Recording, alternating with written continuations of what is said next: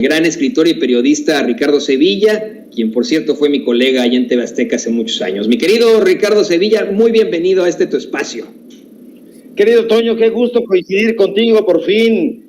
Pues muchas gracias por tus diferentes palabras. Y fíjate que antes de iniciar con mi perorata insufrible, quiero puntualizar sobre el Cerillo. El Cerillo Ricardo Anaya, que por infortunio es mi tocayo, pero que no se crea que todos los Ricardos somos iguales. Para nada. El Cerillo, por favor, si su bisabuelo fue famoso por elogiar al dictador Francisco Franco, hay que recordarlo, este tipo fifí que creció ahí en el Club Campestre de Querétaro, ahí en ese fraccionamiento adinerado, con albercas, piscinas, canchas de tenis, gimnasios, salones de fiestas, pistas ecuestres y todo lo que uno que es pueblo, no podría imaginar. Entonces, hay que darle poco crédito a lo que dice un bufón como este, que se disfraza de gente seria. Es un bufón, es un payaso, y no hay que, pues bueno, no hay que tomarlo para nada en cuenta. Pues mira, ayer, sí, hay que decirlo, o sea, está una y otra vez de forma recalcitrante, repitiéndose que la consulta popular fue un fracaso. Para nada. Estoy escuchando con muchísima atención y coincido plenamente contigo. Fue un ejercicio que tiene sus aristas criticables, pero sobre todo las que se tienen que exaltar, porque fue, en términos generales, una jornada democrática, pues, que se va a enmarcar en el ámbito histórico, no tiene precedentes, no solamente en este país, sino en Latinoamérica, porque por primera vez se ha experimentado una consulta popular, se ha dicho que a nivel federal, pero de las dimensiones que tiene este país, pues bueno, en ninguna parte ha ocurrido. Ya se sabe que el INE, presidido por Lorenzo Córdoba, que ya también está muy desenfadado, ayer en esta conferencia que dio, me recordó a Loret, pues bueno, este sujeto fue el principal obstáculo para que este ejercicio llegara a buen puerto. De entrada, este organismo que presume conducirse por 5 principios rectores: legalidad, certeza, imparcialidad, objetividad, independencia y máxima publicidad, los incumplió todos, toditos, Toño. La legalidad fue sustituida por la arbitrariedad, la certeza por la incertidumbre, la imparcialidad por el favoritismo, la objetividad por las ocurrencias de este sujeto, la independencia por la sujeción, y la máxima publicidad, que acaso haya sido uno de los elementos principales en detrimento de esta consulta, fue suplida por el mutismo, o peor aún, por una profusa campaña de descrédito en contra de esta prístina consulta ciudadana. Los aliados del INE, Toño, fueron, como ya es habitual, los medios de comunicación corporativos. Yo me niego a llamarles medios de comunicación tradicionales. Nombres, ya lo sabemos, pero nunca está de más remarcarlos. El Reforma, de Junco de la Vega; el Universal, de Eli Ortiz; Excelsior, de los Olegarios, Vázquez Raña y Vázquez Aldir, padre e hijo; el Financiero, de Manuel Arroyo,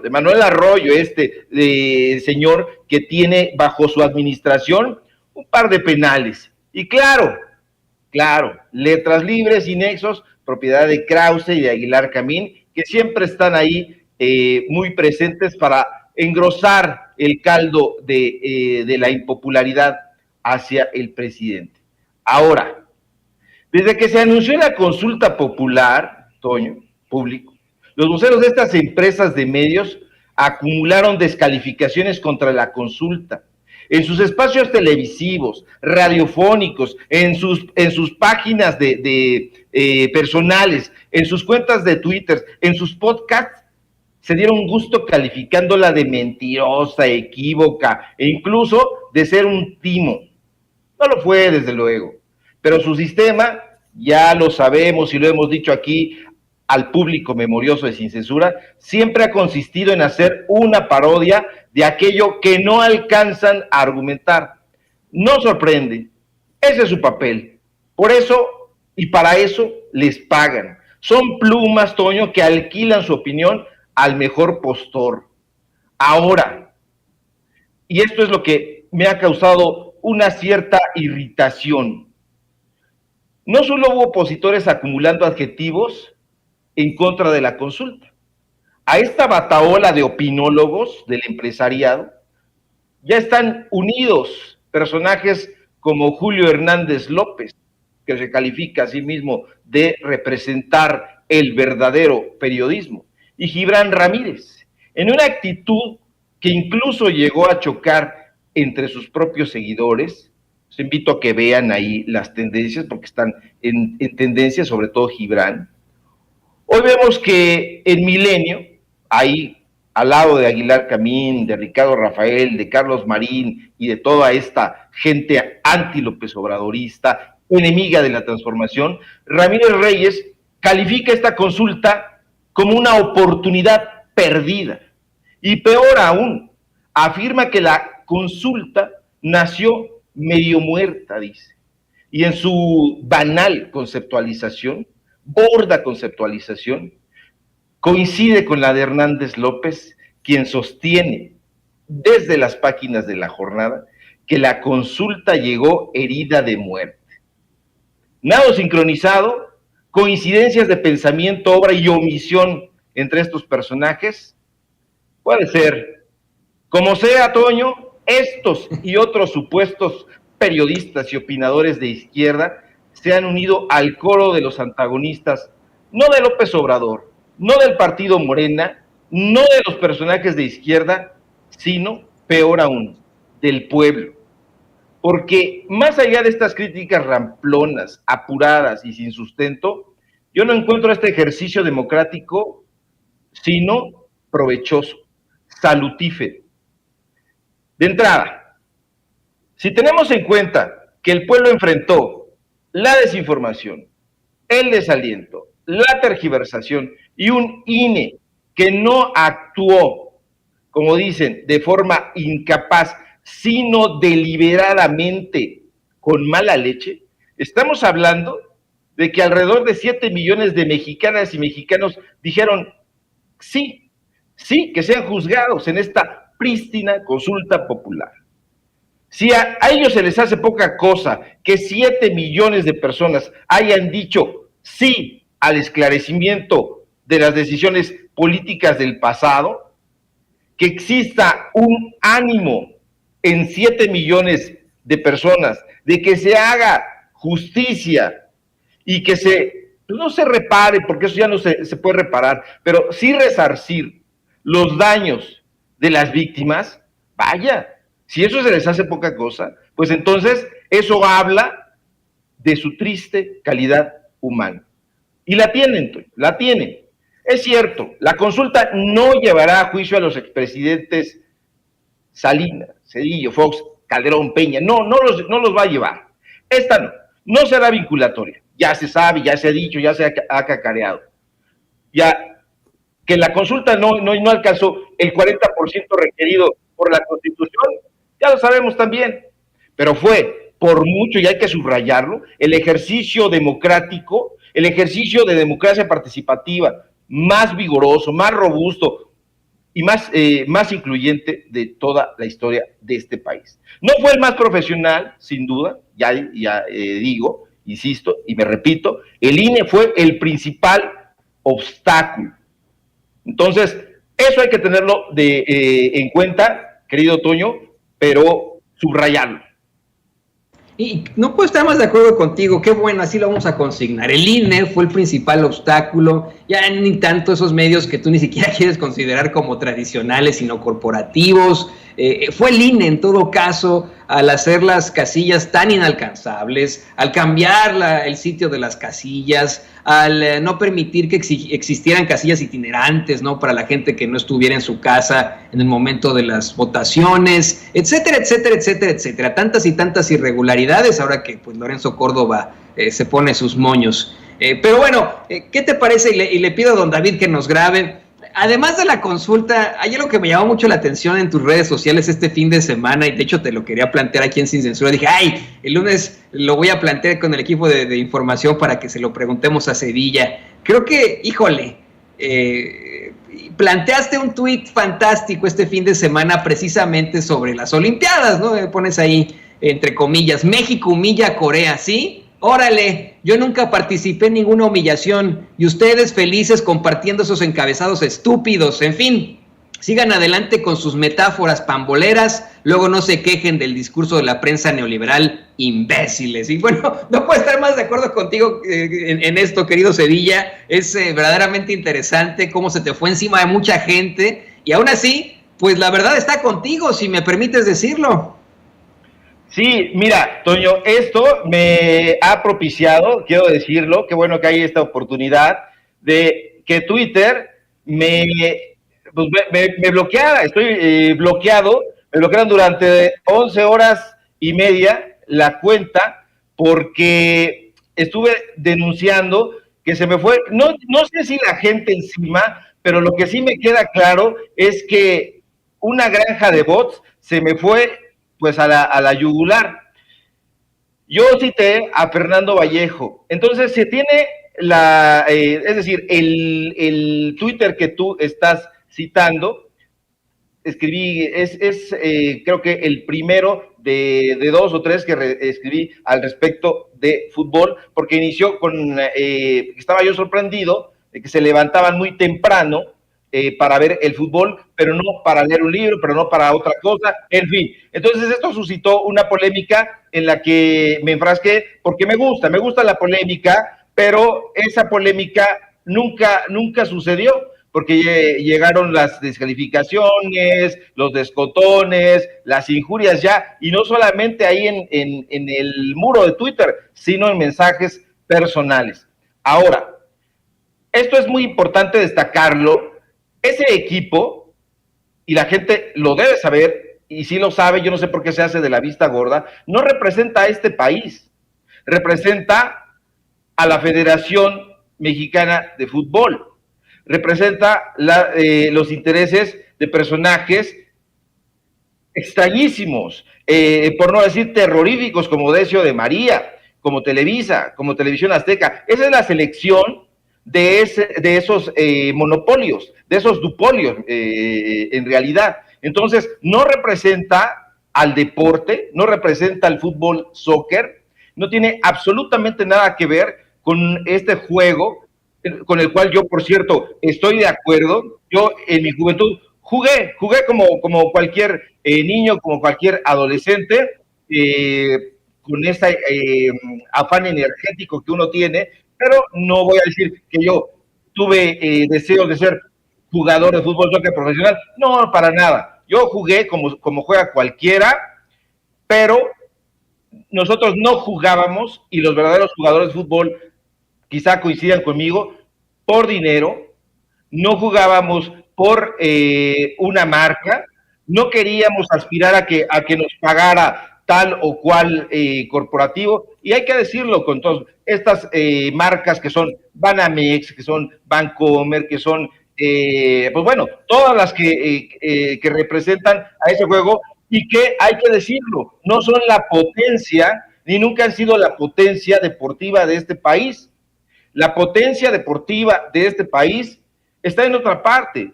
Hay que voltear a ver al boxeo. Es el país, no puedo decir somos, porque sería yo meterme en un asunto en donde yo no participo, pero México, el boxeo, ese deporte como tal, que también tiene sus mafias, sus intereses económicos muy establecidos y carísimos, pues bueno, es una potencia, pero el fútbol no, ha dado muy malos resultados. Ayer, por ejemplo, la selección corporativa perdió ante el equipo de Enrique Krause y sus amigos, Estados Unidos, o no sé si no lo reconozcan, pero como una y otra vez piden que intervenga Estados Unidos, me da la impresión de que es la selección que los representa a ellos. Entonces yo creo que hay que poner el dedo en la llaga, en lo que ese fútbol corporativo representa y que ha sido inoculado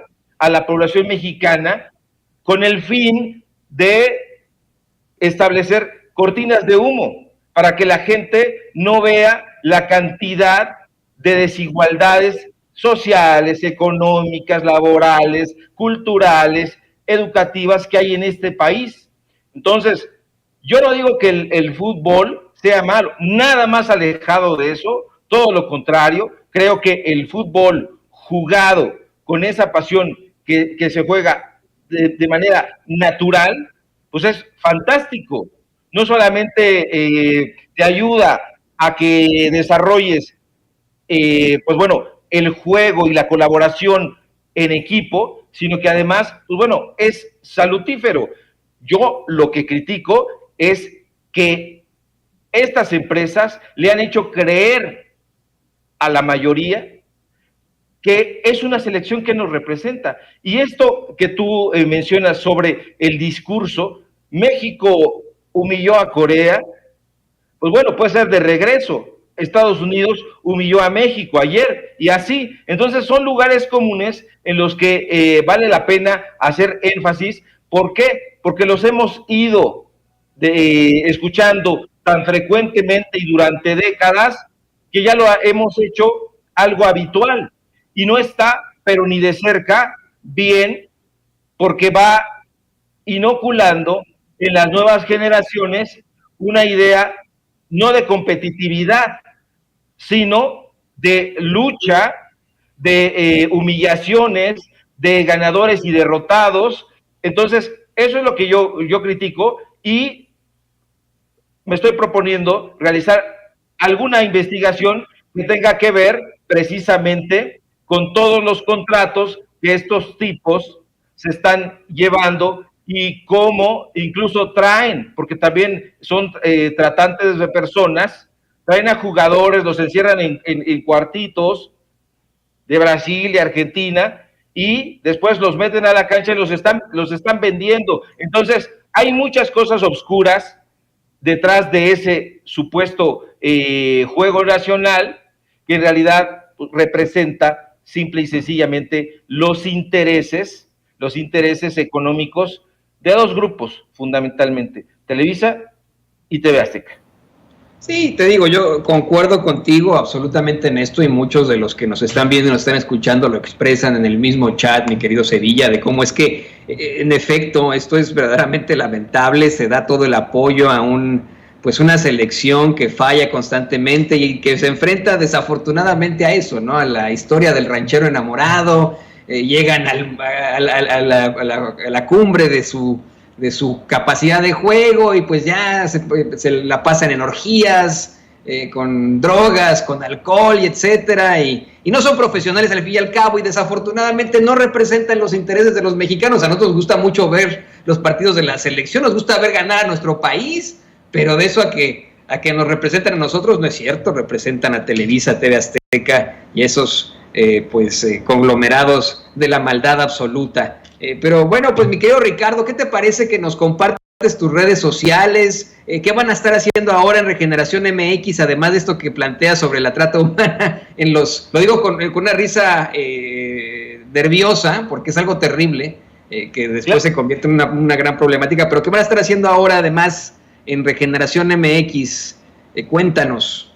Claro que sí, Toño. Fíjate que estamos realizando un programa, inició la semana pasada. Este programa, pues bueno, es un esfuerzo de Regeneración MX que se llama Los Datos Duros. Los datos duros, que es lo que hace falta en el medio periodístico, porque todos son trascendidos, todos son opiniones, son filtraciones de parte de esos medios de comunicación, y hay un grupo de reporteros independientes que está llevando a cabo investigaciones sin consigna. Entonces nosotros igual estamos sumándonos a ese contingente, metiéndonos a los repositorios para dar a conocerle al público, a la gente, pues todos los contratos, todas los movimientos sádicos que han llevado a cabo políticos, empresarios, incluso periodistas, porque hay periodistas que se presumen independientes y no lo son tanto. En realidad tienen empresas que funcionan como vocerías de ciertos gobiernos. En su momento, el gobierno federal ya se dio a conocer, del PRI, del PAN, pero también de los gobiernos estatales y de los gobiernos municipales. Entonces, estamos haciendo este esfuerzo, Toño, y los invitamos a que nos sintonicen de lunes a viernes, de 4 de la tarde a 5:30, en los datos duros, en el canal de YouTube de Regeneración MX, y por supuesto, todo esto lo acompañamos con las notas del día a día, las notas de diferentes secciones que tenemos en Regeneración MX y el vigoroso equipo de opinión que nos acompaña también en Regeneración. Y bueno, yo los invito a que nos sigan ahí y también en mis redes sociales. Ahora empiezo con Facebook porque, pues bueno, estoy un poquito bloqueado en Twitter, pero síganme por favor en mi cuenta de Facebook, Ricardo Sevilla, así nada más, y también en Twitter, ahí estoy como @Sevilla Crítico, y esperemos que ya nos quiten este veto y que no vuelva a ocurrir, porque esto empaña a esa empresa, ella por sí tiene una fama muy, muy terrible. Un placer coincidir contigo, querido Toño, y te mando un abrazo, que tengas una excelente jornada, y al público, por favor, síganos aquí en Sin Censura de lunes a viernes, 11:30, 11:40, estamos por aquí.